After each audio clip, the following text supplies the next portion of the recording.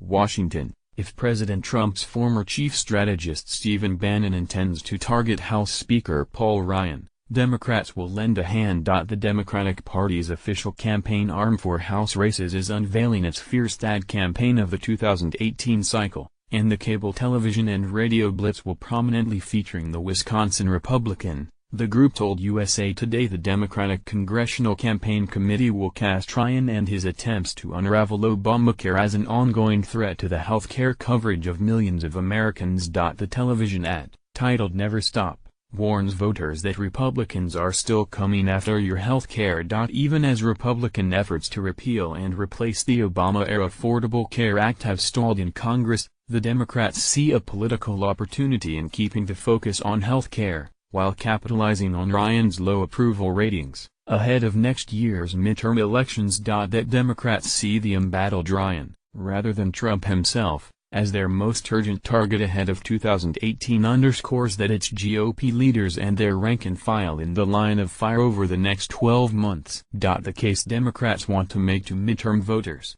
is that the threat remains as long as Republicans remain in charge of Congress, and the group chose to launch this campaign just days after expiration of a September 30 procedural deadline to change Obamacare on a party line vote. House Republicans will stop at nothing to rip away affordable healthcare coverage from their constituents, and we are all at risk as long as they control the House, DCCC Chairman Ben Ray Lujan said in a statement. The ad campaign foreshadows a potentially brutal 12 months, in which Ryan and Senate Majority Mitch McConnell, RKY, will be taking incoming fire from two different fronts. Bannon, the pugnacious former Trump official who helped orchestrate his 2016 outsider campaign, has been an outspoken critic of both Ryan and McConnell, and is already channeling that criticism into a parallel war.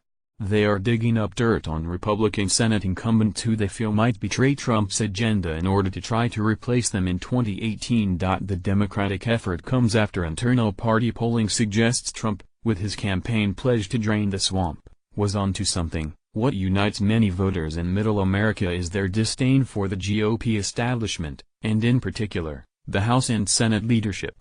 While many Trump loyalists blame them for obstructing the president, Democrats see them as the masterminds behind an agenda that risks the nation's safety net programs, beginning with health care. It should be no cause for comfort that House Republicans have failed to repeal our health care, increase out-of-pocket costs, and go after people with pre-existing conditions thus far, as Speaker Ryan has already indicated that they will continue this personal assault in the coming months, says Lujan. The Republican campaign appears to have backfired when it comes to public approval of Obamacare. Gallup tracking surveys showed 53% of Americans approved of the law in July of this year.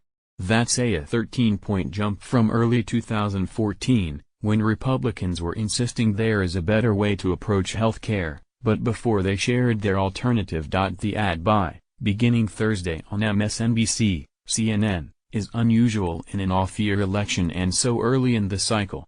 Radio ads targeting women and voters over the age of 50, in particular, will run in 10 districts of vulnerable Republicans who voted in May for a GOP plan to replace Obamacare, as well as Texas's Will Hurd, who voted against the plan.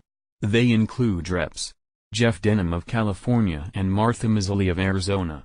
Democrats would need win 23 more seats to take control of the House. The effort also comes as Republican Party officials fear intra-party tensions will erupt into a full-blown civil war, with Bannon and his troops threatening the GOP's majority by electing more conservative candidates in primaries who could be defeated by Democrats in the general election. A recent Alabama Senate special election demonstrated how Bannon intends to take direct aim at Republican leaders. With Bannon's assist, Roy Moore, a controversial candidate for his statements on gays and race, defeated incumbent Senator Luther Strange. During appearances on the stump, Bannon derided McConnell as part of a political class that is the most corrupt and incompetent group of individuals in the country. If the GOP-led Congress continues to spin its wheels on meaningful legislative victories, Bannon is especially likely to expand his list of targets. In addition to failing to roll back Obamacare, there's been no congressional movement on major Trump campaign promises, including a wall with Mexico and a major infrastructure spending package. Recent polling shows, the strategy of blaming McConnell and Ryan instead of Trump is working, with significantly more GOP voters seeing Trump as in.